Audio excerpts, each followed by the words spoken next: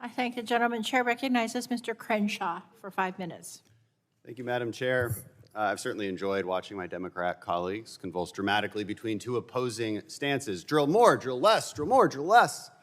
Mr. Worth, you surely remember in October of last year when you were asked repeatedly by Democrats to commit to less drilling and less production. You remember that, yes? Congressman, I remember it well. So today we've seen the same contradicting messages as one would expect, and we wonder, how on earth did we get to this point where there's such a clear mismatch between supply and demand and very clear underinvestment in oil and gas production? And what a mystery this is. What could have possibly caused this? Stopping federal leases? No. Delaying or outright canceling pipeline permits? No, impossible. Or the president literally promising he would end the industry, and we wonder why capital isn't just sprinting toward oil and gas exploration and production.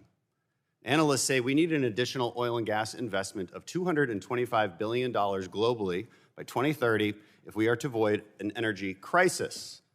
Let me remind you, people die from lack of energy, and in large numbers. I hope all that green compassion I always hear about has some answers for that. And so the question is, how do we create the conditions so that your investors change their minds and actually want to spend this additional money? None of your companies are on track right now to make up that $225 billion. Why not? Many reasons, but I want to talk about the cost of capital and the influence of ESG. President Biden is hiking up the cost of capital, weaponizing banking rules like reversing the fair access rule, doubling down on guidance that would make it more costly to be a bank that lends to fossil fuel industries. Democrats over at Financial Services are helping them, proposing to charge banks a surcharge for lending to companies like yours.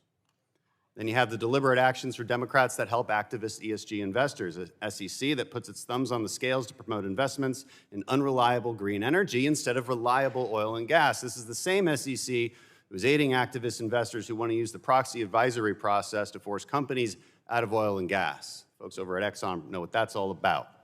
So my question, I want to start with Mr. Sheffield. This weaponization of the financial industry has had and will have an impact on investment in more oil production. Is that correct?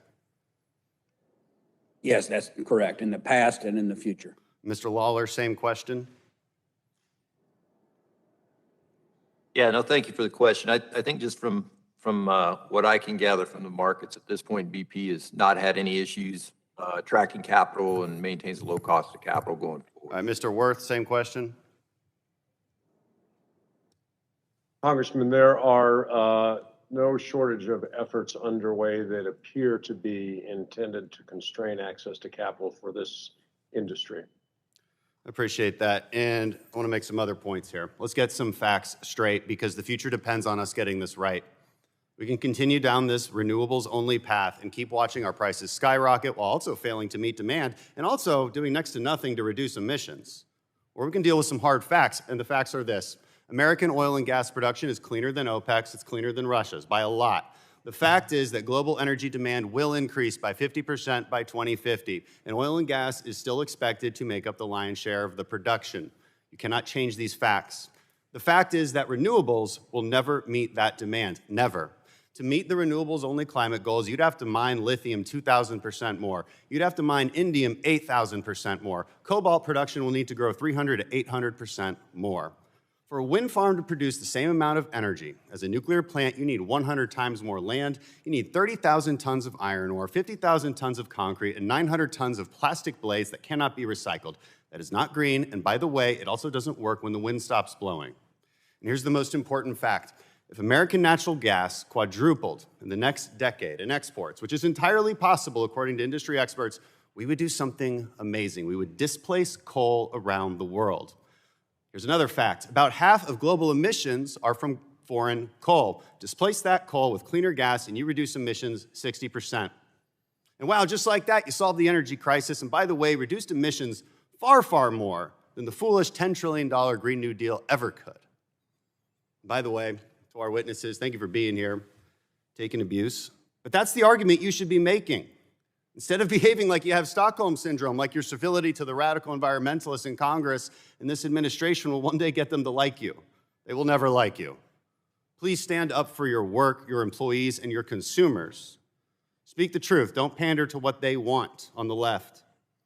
Because Americans need you and billions around the world who want to rise out of poverty and live a life of prosperity need you. Thank you, and I yield back. Thank the gentleman. Chair now recognizes Ms. Craig for 5 minutes.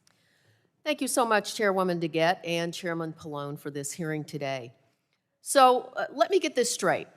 The 6 oil companies testifying at today's hearings collectively generated more than $76 billion in profit in 2021, and first quarter numbers look even higher for 2022. In the meantime, Minnesota families are paying near record high prices at the pump